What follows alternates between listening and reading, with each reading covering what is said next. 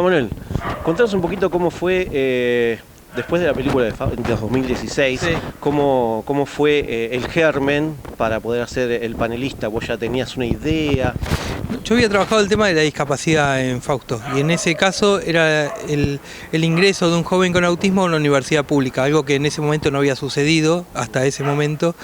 Y entonces de algún modo la película hablaba sobre el derecho de personas con discapacidad a la educación, y en ese caso a la educación universitaria. Yo lo pienso ahora retrospectivamente, digo, hice una segunda película que tiene que ver con qué va a hacer ese joven cuando termine la universidad que quiera trabajar, y bueno, entonces hice una segunda película que tiene que ver con el derecho al trabajo de las personas con discapacidad. Eso que parece tan así perfectito no es tan así, en realidad me di cuenta después de hacer esta segunda. Pero lo cierto es que yo mientras filmé Fausto estaba cursando una maestría en periodismo documental en la Universidad Nacional de 3 de Febrero y tenía que hacer una tesis. Y la tesis tenía que ser un documental de media hora. Y empezando a buscar temas, yo había conocido por casualidad un grupo de ciegos que eran catadores de alimentos. No eran catadores, eran catadores de vino. Los había conocido por casualidad en un viaje a Mendoza. Y me pareció re interesante para la tesis. Porque un poco el vino tiene que ver mucho con el marketing. Dicen que el 70% de lo que pagamos por una botella de vino en realidad tiene que ver con la etiqueta y con cuestiones que no tienen que ver con el producto mismo, del líquido del vino, esa bebida espirituosa. Entonces me pareció increíble que hubiera personas que hicieran verdaderas catas ciegas y que no estuvieran tan influenciadas. Pero cuando empecé a juntarla, por el marketing influenciadas, cuando empecé a querer reunirlas, los fui encontrando, pero era un grupo que se había diseminado, estaban trabajando incluso para Unilever como catadores de cosméticos y otras cosas. Muy, muy loco, pero me sorprendió mucho el universo de los ciegos asociados al uso de los sentidos, profesional de los sentidos. Y preguntando llegué a conocer este laboratorio que estaba en el INTI, en el sector lácteos del INTI, y que se dedicaba a catar alimentos. En ese momento fui, el lugar me pareció increíble porque tiene una arquitectura muy especial, es como un pasillo largo en el que hay boxes a los costados, entonces es todo como ventanitas seriadas a lo largo de un pasillo blanco y detrás de esas ventanitas hay personas sentadas que también tienen delantales blancos, a veces ojos blancos porque son ciegos, y bueno, a través de esas ventanitas les pasan alimentos por los que prueban. Me pareció muy lindo la arquitectura de ese lugar, como digo, quiero filmar acá. Cuando se lo propuse a Aide, me dijo que sí. Aide es la directora de ese lugar, o era, pues se jubiló este año. Y le interesó particularmente, además, que fuera en el marco de una tesis, de una maestría. Eso como que le daba seguridad a ella, que es una científica en definitiva. Bueno, y entonces le preguntamos también a los catadores, ellos estuvieron de acuerdo y empezamos a filmar primero para la tesis 4 jornadas. Y cuando presentamos esa tesis en el auditorio del INTI, hubo una serie de charlas sobre recursos humanos, sobre el tema de discapacidad también, y anunciaron 4 nuevos puestos de trabajo. Y para mí fue como la panacea, porque digo que mi película haya contribuido para generar 4 puestos de trabajo, personas ciegas que por lo general les cuesta mucho conseguir trabajo. Nada, es lo más lindo que te puede pasar. Entonces, Aide también estaba muy contenta, decían 10 años nunca pasó esto, 4 nuevos, buenísimo. Y entonces pensamos en presentar un proyecto al Inca para hacer un largometraje en el que aprovecháramos la llegada de esas 4 nuevas mujeres que iban a ser, porque por una cuestión estadística, el panel que ellos tienen, conformados por 10 personas ciegas, tiene que estar repartido entre hombres, mujeres, entre edades, una cuestión de después de los resultados como dan.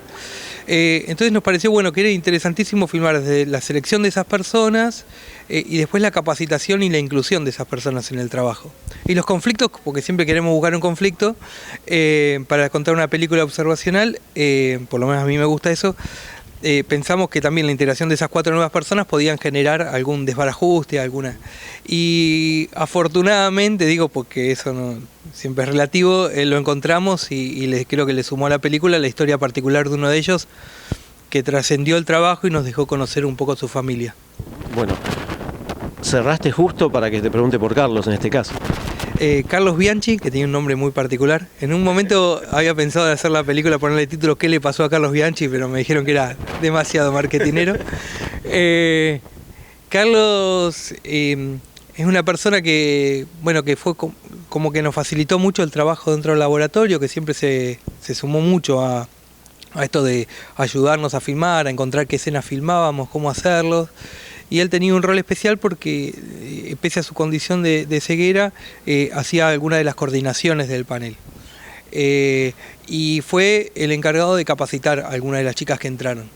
Y yo no quiero contar la película, pero el conflicto tenía que ver justamente con eso que decía, la entrada de 4, él capacitándolas, qué pasaba con las chicas que entraban, que en algunos casos tenían restos de visión, veían un poco con respecto a él que no veía nada, pero además tenía una vida súper interesante de contar, porque siendo ciego tenía una familia junto a su mujer, Carla, que criaban 5 hijos, algunos adolescentes, otra una niña muy chiquita, y la verdad que yo acababa de ser padre y me volvía loco con uno solo, viendo, y mi mujer viendo, que también se llama Carla, y ellos criaban a 5 y con una, no sé, con naturalidad, con las mismas dificultades que podía tener yo como padre. Incluso yo tenía más, siendo primerizo, aprendiendo eso, y lo veía a él y era admiración plena también hacia él. Entonces me pareció que era también la posibilidad de contar otra parte que estuviera más allá del trabajo, que tenía que ver con la vida cotidiana. Y de contarlos, Carlos en un momento dijo una frase que al final no terminó siendo el título, pero que acompaña el título, que es "Nadie nace capacitado". Él lo decía en relación a tener un hijo, ¿no? Pero era algo que me sentía cercano a él, en esto de bueno, nada, más allá de que tengas o no vista, hay algo en lo que todo el tiempo estamos aprendiendo todos, y no solamente en eso, en el trabajo también, porque hay un mito que siempre me preguntan, son ciegos, entonces tienen más desarrollados otros sentidos. Bueno, eso no es tan así, ellos se capacitaron especialmente para eso, y eso está bueno rescatarlo, porque no es que porque están ciegos están bendecidos por otra cosa, porque es una mirada un poco naif para mí. Para mí lo importante acá es que ellos fueron seleccionados entre un grupo de decenas de personas, por sus condiciones, por sus aptitudes, su potencialidad, pero también tuvieron que capacitarse especialmente para poder usar los sentidos de una manera profesional. Entonces, bueno, la película trabaja sobre eso, sobre la capacitación, pero que no tiene solamente que ver con el trabajo, sino con la vida misma. Ya nos detallaste más o menos cómo fue trabajar, cómo se desempeñaron, cómo técnicamente hablando ahora, cómo fue acompañarlo a Carlos, cómo fue meterse en este panel que nos contabas hace un rato, y bueno, compartir con todos ellos, porque fue una larga filmación, ¿no? Sí, fueron años, porque empezó con esto, con la tesis, y después fuimos a filmar 2 años después, entonces había pasado muchas cosas. Carlos, entre otras cosas, cuando lo filmamos la primera vez tenía el pelo rapado, y la segunda vez tenía el pelo por la mitad de la cintura. Después se lo tenía de rubio, después lo tenía largo y rubio, después se lo cortó de nuevo, lo tenía morocho y después se lo tenía de rubio. La continuidad fue imposible, pero así todo él como que fue asumiendo un rol de que se estaba convirtiendo en protagonista de la película y que le gustaba y que quería acompañar. Hubo un momento que fue difícil porque, bueno, al principio nosotros empezamos filmando en su horario de trabajo, que es de 9 a 1 de la tarde. Si bien estábamos muy cómodos, ya X cantidad de días que estás ahí dentro empezás a molestar, y de esa primera cosa de ir generando confianza y que todos se presten a mostrarte lo que hacen, es un peligro de cansar un poco. Entonces empezamos a matizar un poco haciendo lo de Carlos, y Carlos había tenido un conflicto en su trabajo, pero que después trascendía el trabajo y hacia su familia, entonces era todo el tiempo estar midiendo, bueno, en qué momento molestábamos y qué no. Uno quiere contar un conflicto, pero también quiere respetar esa confianza que generaste con la persona que está siendo protagonista de tu película.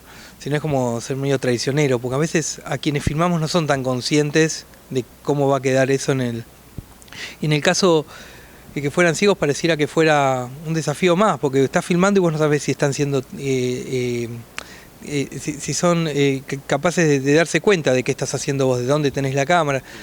En realidad son más capaces de lo que queremos, porque incluso cuando, no sé, yo te puedo poner una cámara oculta a vos y no te das cuenta, pero ellos se dan cuenta porque van a estar pendientes de cositas que vos un sonido, no sé, hasta Gaby, una de las chicas, cuando caminaba, lo muestro porque está la cámara, iba haciendo así contra la pared, y con el eco de la pared ella se iba dando cuenta de cómo estaba situada en ese espacio.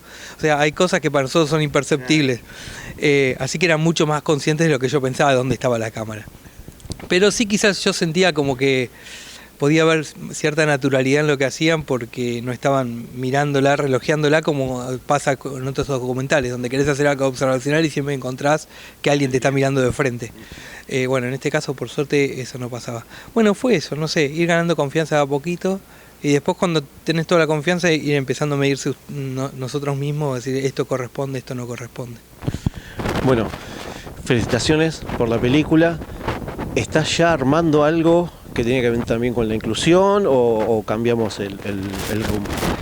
Filmé una película que acabo de terminar de editar, que todavía no tiene nombre, pero que sí tiene que ver con la inclusión pero no con la discapacidad. Sí está filmada en una institución pública, eso también me di cuenta, que es la tercera película que filmo en una institución pública, no me había dado cuenta de eso. La primera en una universidad, la segunda en un Instituto Nacional de Tecnología, y la tercera en una cárcel, que no es una cárcel, en realidad es un instituto, se llama Centro de Contención, y es un lugar donde hay jóvenes que cometieron crímenes muy graves cuando tenían entre 16 y 18 años, y que pasaron por centros cerrados, se llaman, que son lugares donde está la Secretaría de Menores y Adolescentes y donde está el servicio penitenciario, pero en algunos casos, algunos de ellos fueron llevados a un lugar que se llama Centro de Contención y donde no está el servicio penitenciario. Entonces hay todo un trabajo de ver cómo incluir esas personas, y de lo que sí hay es un trato mucho más digno, y sí, se trabaja sobre los derechos humanos como en estas películas. Y bueno, en la película un poco fue preguntarse qué pasaría si hay un sistema punitivo, pero sin servicio penitenciario, ¿qué cambia de eso?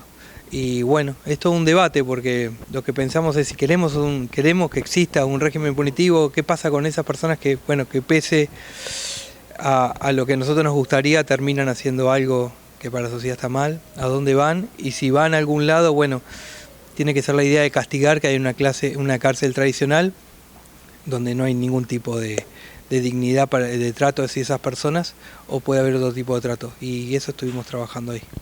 Bueno, que esperamos verlo prontamente. El año que viene, sí. Bien.